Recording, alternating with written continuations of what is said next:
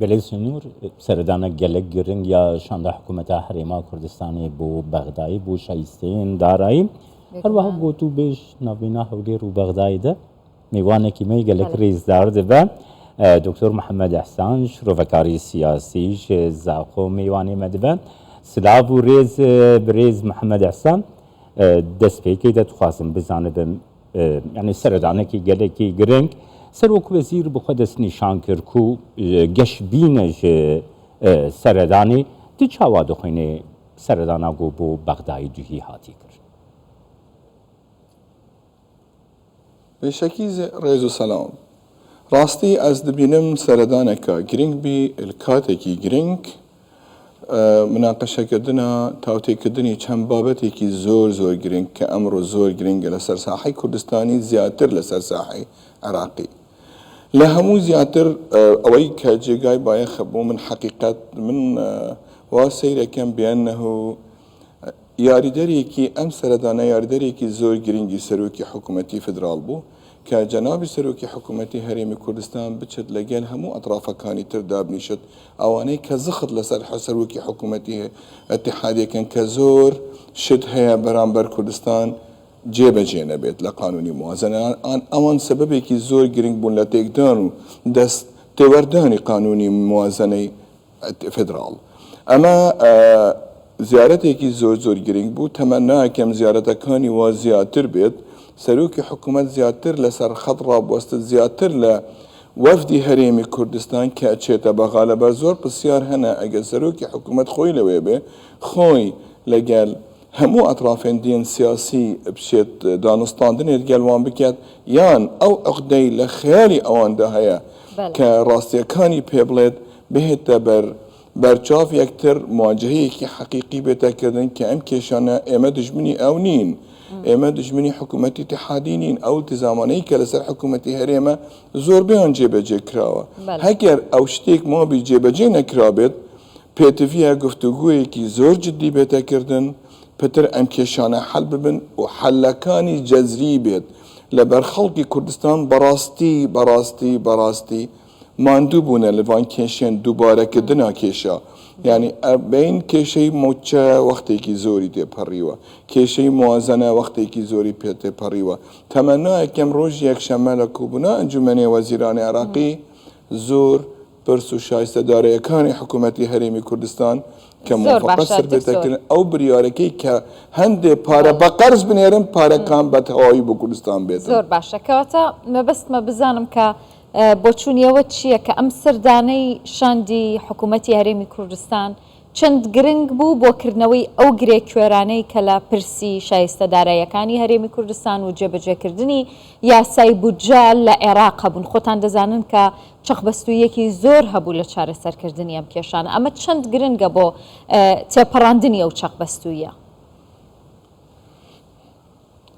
بشك زور جرينجا بالا بير نكين خلقك هي لبغا براستي عقدة كردستاني هيا كردفوبيا يكي حقيقي هيا لبغا لهند اطراف كاني سياسي بتهايبت اواني زور بي اواني كسروكي حكومة خوي لقاليان دانش نم زيارته من عليهم ايما بيتفيا زياتر دانستاندن لقاليان كين زياتر لقاليان قسب كين زياتر حقائق كانيان لو درب كين او لهموش تيكيش كاقرينتر بولم سفره یک ریزی کرد بو با کرد همون کردستانی کان وابته بگهین اگر یک ریس نبین برواب کن کس رحمک به هیچ طرفی کی کردی ناداد هیچ طرفی کی کردی ناتواند هیچ هدفی کی خوی جب جب کد دجی هر طرفی کی کردی بیت یان عراقی بیت اگر یک ریزی نبین بو چونکی من گفتگو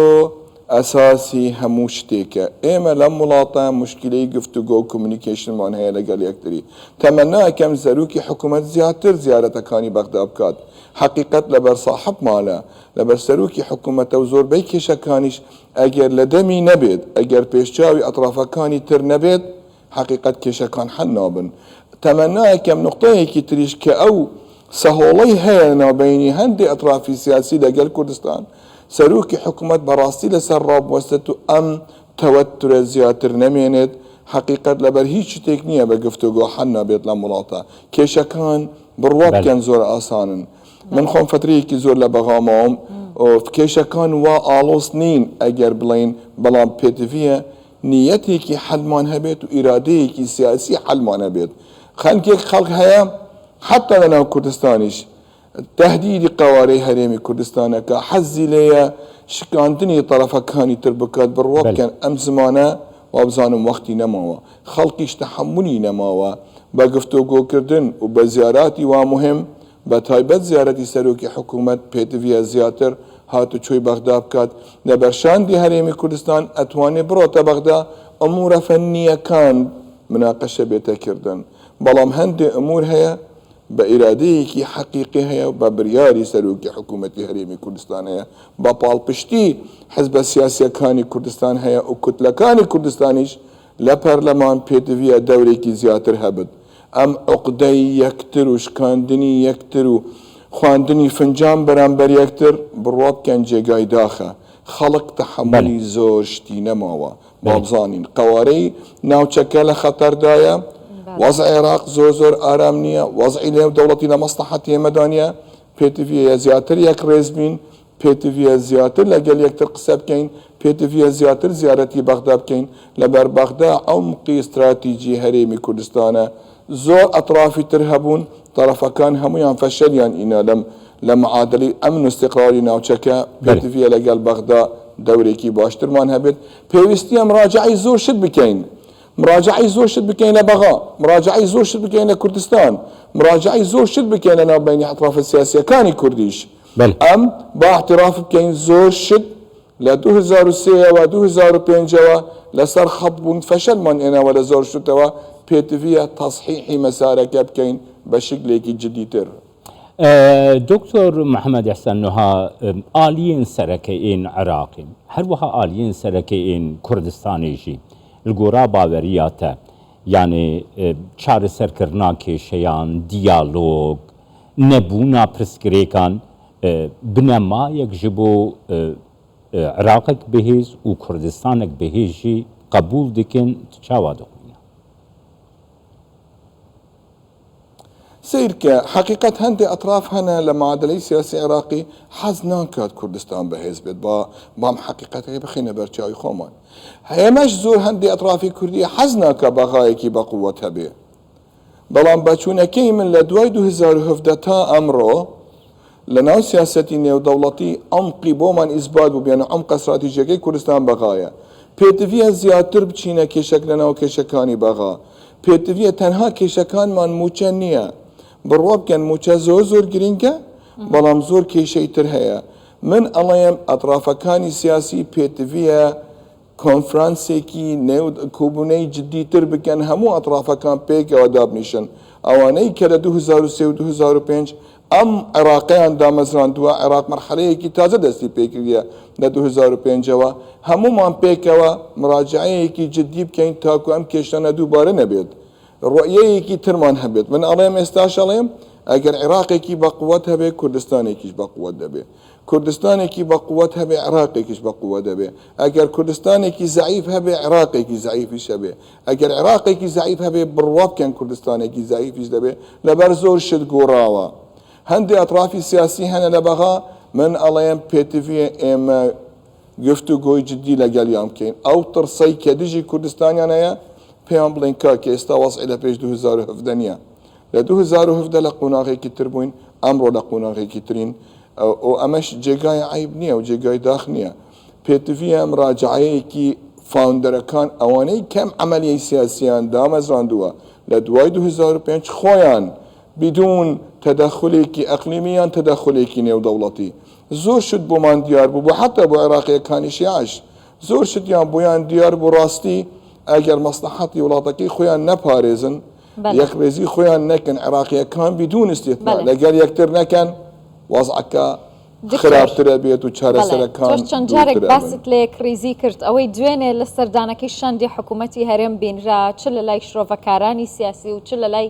هاوڵاتیان ئەوەی جێگەی ئومێد بوو ئەوەی زۆر دڵخۆشی کردن ئەوە بووکە لایەنەکانی پێکهێنەری حکوومەت پێکەوە سەردانی بەغدایان کرد ئەم یەک کریزیە بۆ کورد چەند گرنگە و چەند هاوکارە بێ لە چارەسەرکردنی کێشەکانی هەولێر لەگەڵ بەغدا ئەگەر ئەمە بین سەیری تاریخی کورد بکەین لە 1920ەوە تا ئەمڕۆ هەچی مەکسەبێکی کورد بە دەستی خۆی ئێناوە بە یەک ڕێزی ماڵی کورد بووە. ئەمەش من دەستخۆشی لە سەرۆکی حکوومەت ئەەکەم بەڕاستی کە توانی وە خۆی جێگیرەکەی ئەطرافەکانی تری سیاسی ئەطرافەکانی تری کە لە بەغاش هەبوون کە بە حیاتی خۆیان نەدوتیا من ئەڵێم گەورەتی سەرۆکی حکوومەتە کە بچێت زیارەتی قەیس حەزعەلی بکات لە ماڵەکەی یان لە مەقەرەکەی پێی بڵێ کە تۆ چت هەیە لەگەڵ ئێمە لە کوردستان ئێمە هیچ دژمنداریت تۆ تەرەفێکی معادلەی سیاسی سەرچاو تۆ هەموو شتەکان ئەڵێم بە گفتوگۆ لەگەل یەکتری حتا ئەطرافەکانی مخالف لە کوردستانیش عینی معادلە لەگەلیان بێنن من ئەڵێم پیاوی گەورە ئەتوانێت دەستی بخاتە نەناو دەستی هەر کەسێک لەبەر شتێک نییە لێ بترسد ئەمە جێگای دەستخۆشیە تەمەناکەم زیارەتەکانی تر بەردەوام بێت